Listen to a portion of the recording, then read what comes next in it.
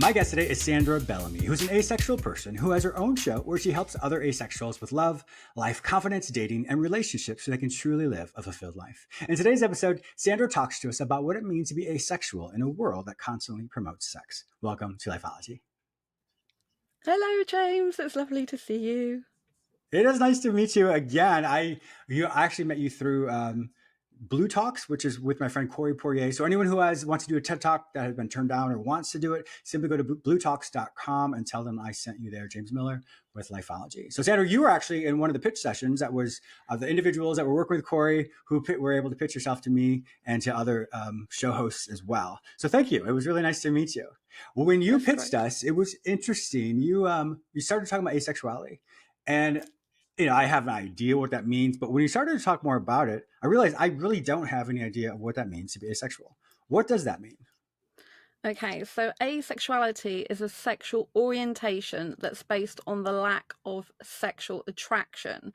So to put it in context for me personally, it means I don't get the need, urge, or want for partnered sexual intercourse.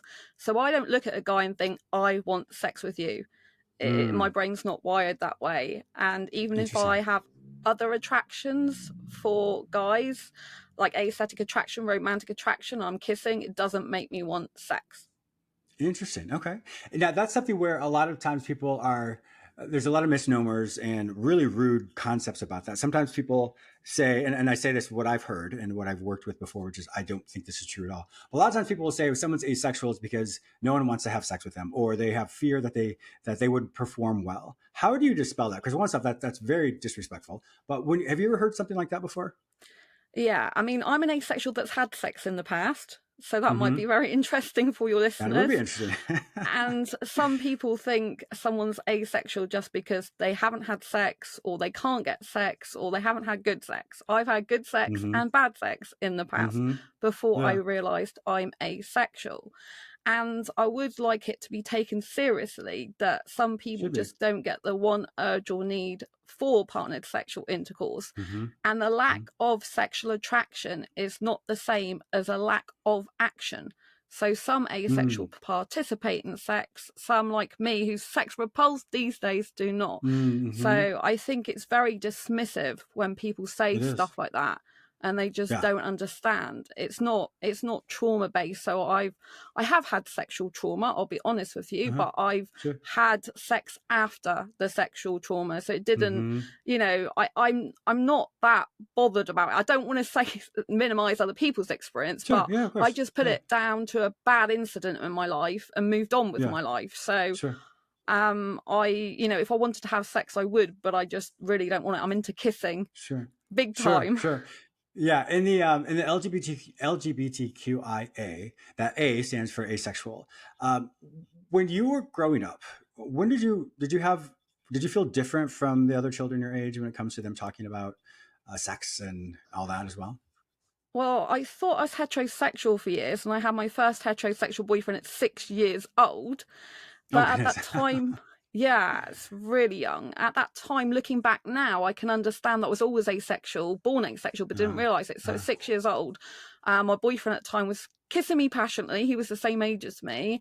And he wanted to do what people would call a sexual exploration. But for me, I felt very invaded. I lacked self-love back then. So I let him do that. And I felt guilty for years and really bad. And then at 15, something happened, which was one of those bad incidents I spoke about.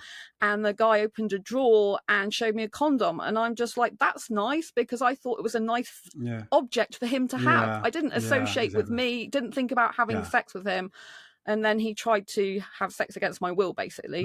So that wasn't good. I got out of it by physically stopping him. But, you know, I never thought about sex. And 16, I was pressurized into having sex, and I did it to keep my boyfriend. So when I was doing it, it was kind of all for the wrong reasons, and not because I really wanted to, not because I was really into it.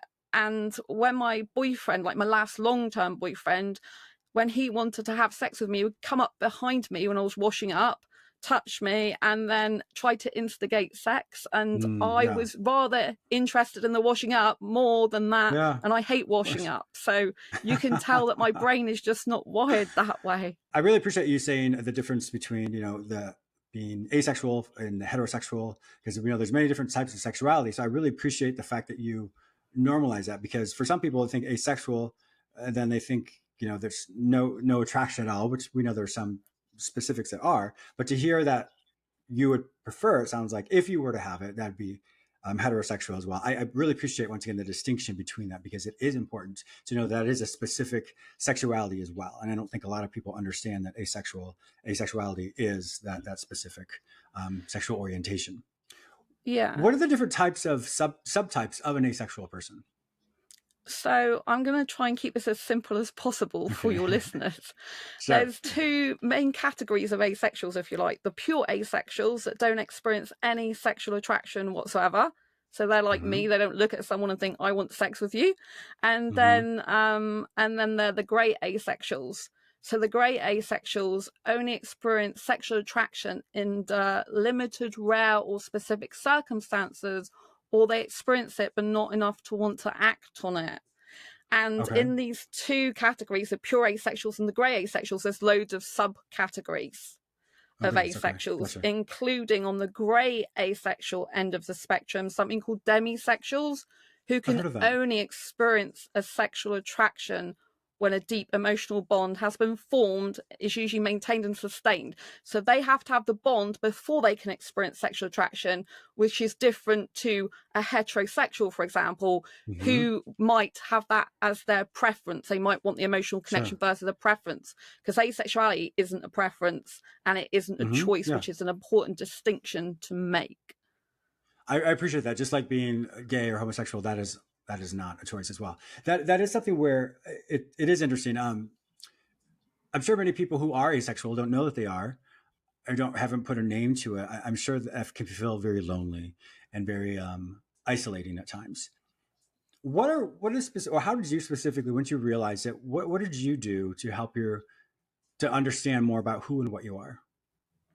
So I found out I'm asexual, shockingly, through an NHS counsellor in the UK, telling me that I would have to have sex in order to keep a good guy.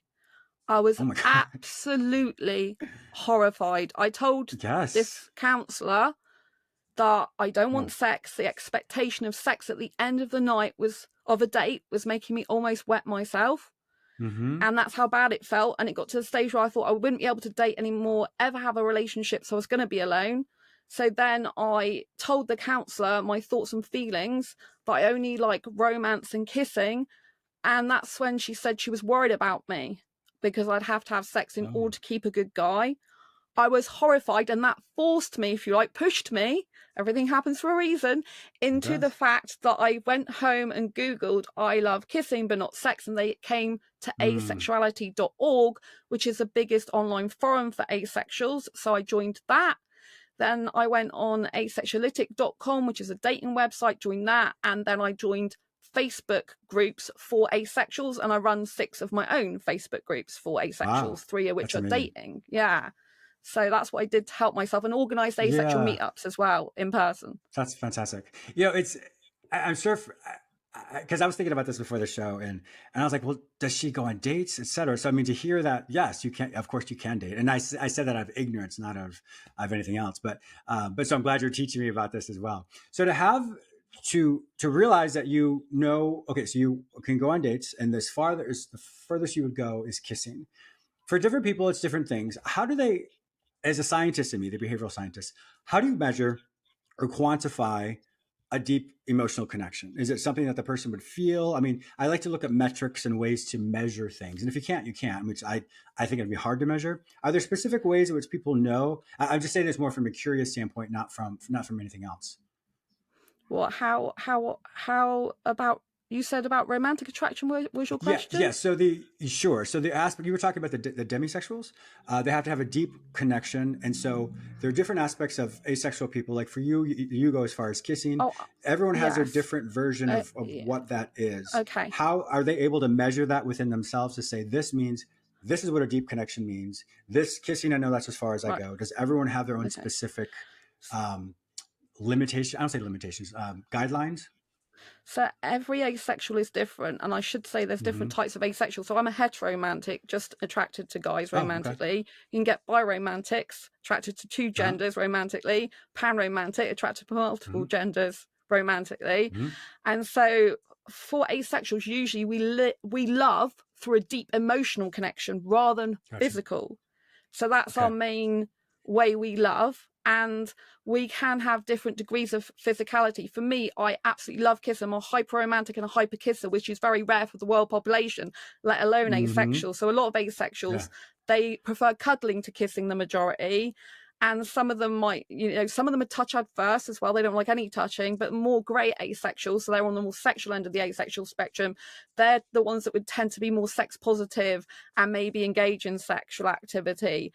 And some of them don't mind it, and some of them enjoy it as an activity to do.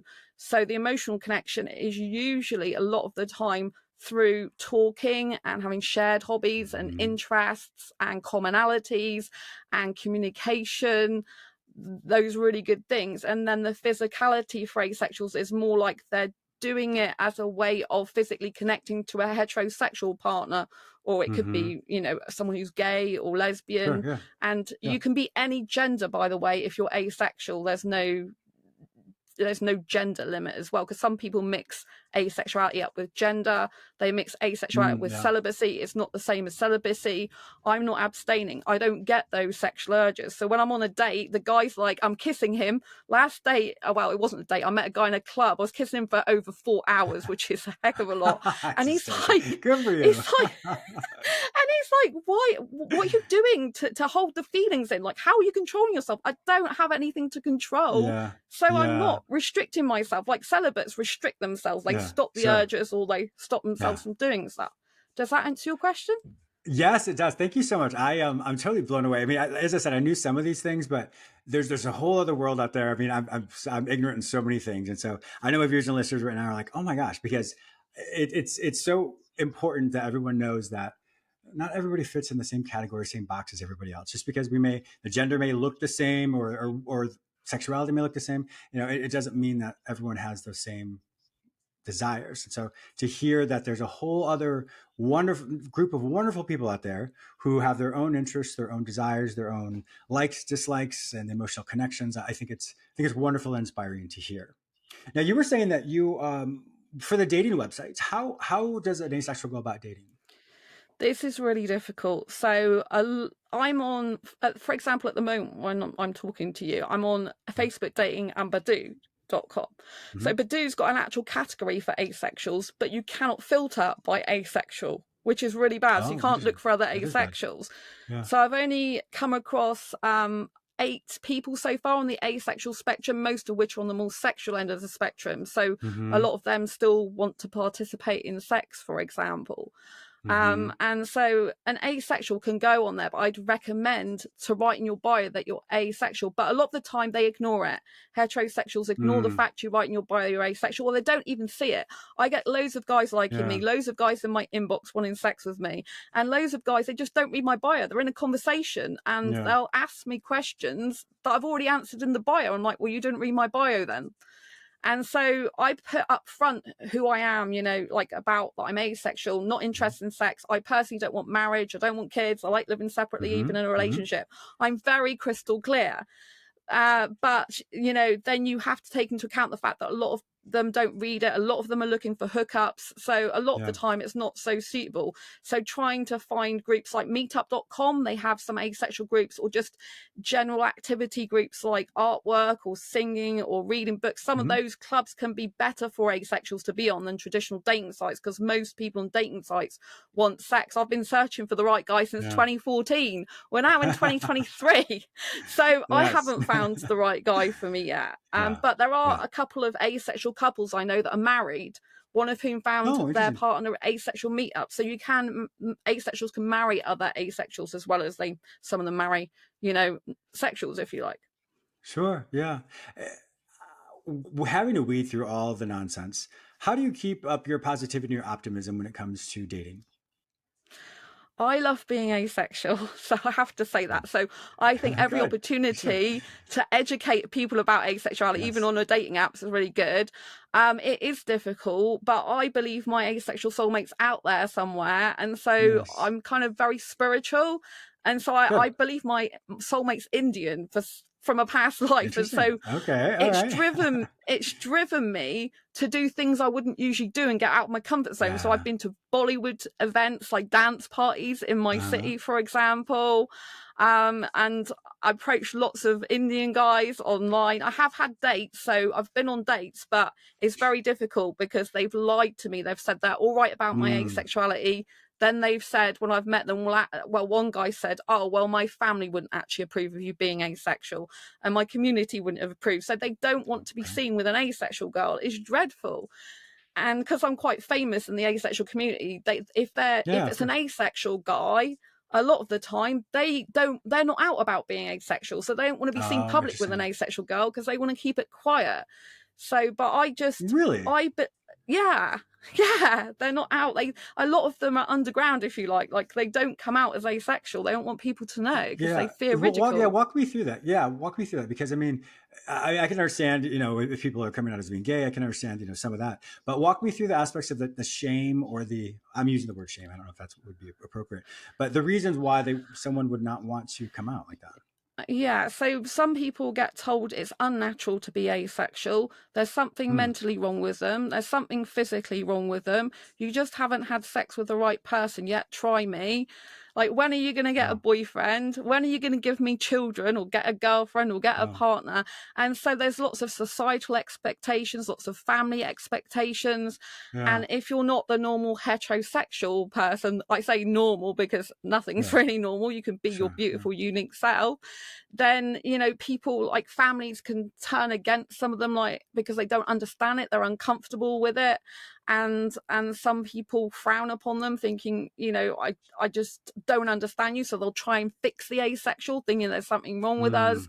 And sometimes if they've got sexual friends that talk a lot about sex, they'll feel like left out in those conversations, and they feel that if they admit the truth of who they are, then their friends will leave them. And some do. Some, when they find out they're asexual, some people Really? leave them. Yeah, it's dreadful. I find you it, know yeah, it is. It's, yeah. I mean, I guess I don't know. It's surprising to me, and once again, I say this in a vacuum because I don't live their life, but I don't understand why I would not be friends with someone who's asexual. What does that have to do with me? I don't understand.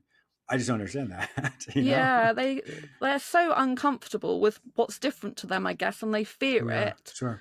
that they don't relate to it, and they think you're weird or something. But Yeah. I love being different, so I'm okay You with weird if they should. want to call Yes. me that Yes. anyway. Yeah. I really appreciate you once again being on the show because you are demystifying and debunking a lot of different myths about individuals. And so, as I said, I know many people don't know what it means to be asexual, and that it is a sexual orientation. It's not a choice. It's how you're born. What would you say for those individuals who maybe are listening now and they probably have their own, that sounds familiar to me. What advice would you give them? Come and see me. Contact me. But also, That's right. I would say, come to terms with it yourself. So it took me about 3 weeks to come to terms with my own Yeah. asexuality. It's good to look at forums and different groups and things, and try and find out, like, as much information about asexuality as you can, the different types of asexual, to see where you fit in, because this Yeah. will give you a sense of place more within the community. You don't have to label yourself. You can just be Mhm. curious and think, I'm learning about this. But the sooner you learn about how you are in terms of asexuality, the better, because you'll be stronger to talk to other people. So when I first Yeah. found out as asexual, I was very weak. It took me about 3 weeks to research it fully. And so the first people I told, if you like, well, the first person I told, other than my parents, when I was walking home, the person's like, oh, but you're always talking about guys. You love guys, and she didn't Mm. believe me, but I was weak. I said, I think I'm asexual. So if I see. someone Yeah. is just coming to asexuality, the best thing to do is to read up about it, try and discover what type of asexual you might be, so that you can feel stronger. Talk to the people who you trust, like the friends that are not going to mock you or ridicule you for not liking sex, and Hmm. join some groups and things like that, so that you can become stronger when you come out to other people and sit down and have a proper conversation, just say, you know, if you don't like sex, just say, you know, I don't feel the same way as other people. I don't like sex. I'm not into it. So I think it's all about researching, understanding yourself, learning about it, and accepting you're beautiful, even if you're asexual, because you're different, and different's beautiful. We don't all want to be the same in the world. Yeah, exactly. Yeah, I think that's important. When you can put a name to something or a label to something, it takes away the power of how great this quote struggle is. And so I really appreciate you saying that, as far as having people research, because once they can put a name to it, kind of figure out maybe the different category or subcategory that they are, I'm sure that makes a lot more sense to people. Now, you were talking about the different forums that you're a part of. I'm assuming they're global, they're national, they're international forums as well, that many people can find support? Yeah, asexuality.org, which I don't own. It's got nothing to do with me other than I'm on there. That's the biggest online forum for asexuals, and David J founded that. So that's where it all kind of started online, and then people can buy books on Amazon of asexuality. They can join groups on Facebook and stuff like that. So I have 6 groups, and I'm active in those groups. We talk a lot in my groups about hobbies and interests, so it's not just all about asexuality. I share my videos in there to educate them about, you know, growing in confidence, dating and relationships, love, self-love I'm big on as well. So we talk about a lot of hobbies and interests, share photographs and stuff like that. So it's very much like not talking about sex a lot of the time, do you know what I mean? Because we're talking about other things, but it provides a sense of community, a sense of belonging, a sense of being part of something bigger than you are, and knowing that other people are around you who care about you, who understand you. And so I'd really urge people to get into those groups. Some people aren't on Facebook, so there's groups on Discord, Reddit have subreddits and stuff on asexuality. Obviously YouTube channels, you'd be part of a YouTube community. So I'd really say reach out, be part of an online community, because some people don't see asexuals in real life, if you like. It's very hard to come. I was kind of spread all around, but all these things are universal. You can, you know, all the groups and forums and stuff, you can get them all around the world. You just type in Facebook, like asexual groups, and a load should pop up, and some will be relevant to your specific area and others will just be global. Yeah. I appreciate that. I mean, that's great information for everyone to have. I guess I'm coming back to the whole, in my own life. I mean, I've had we've all had struggles, but I'm still kind of flabbergasted. And once again, I say this in a vacuum, that people would be upset or disown a friend or a family member because they're asexual. I don't it just blows my mind. I mean, I know what happens. And once again, I say this out of ignorance, because it has happened to many people, but I'm hopeful that my viewers and listeners who are listening, that is not something you would do, because once again, it has nothing to do with you. And we're all fearfully and wonderfully made. We all have great, wonderful opportunities in life. We have so many things going for us. And so hopefully, to hear that someone else's sexual identity is different than yours does not mean that they're any different than you. So we're wrapping up here. Sandra Bellamy, it has been an absolute pleasure having you on my show. You have so much information. Definitely want my viewers and listeners to go to your Facebook groups, which you can feel free to give. Is there anything else you may have? I know they can find on your website. So where will they find all this information online? Yeah, so asexualize.com is my website, and Asexualize My Asexual Life is my main YouTube channel. And they can contact me, asexualize@gmail.com. And then on Facebook, the best one to do is probably find Asexual Friends first of all. But I also have Asexual No Sex Dating Group and things like that as well. But Asexual Friends, they could come through first. So yeah. Wonderful.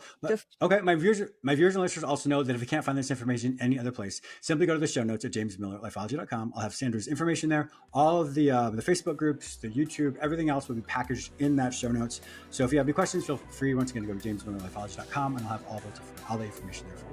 Sandra, thank you so much for your wonderful guest. I truly appreciate your conversation, your insight, your wisdom. It was very insightful for me. So thank you. Thank you so much.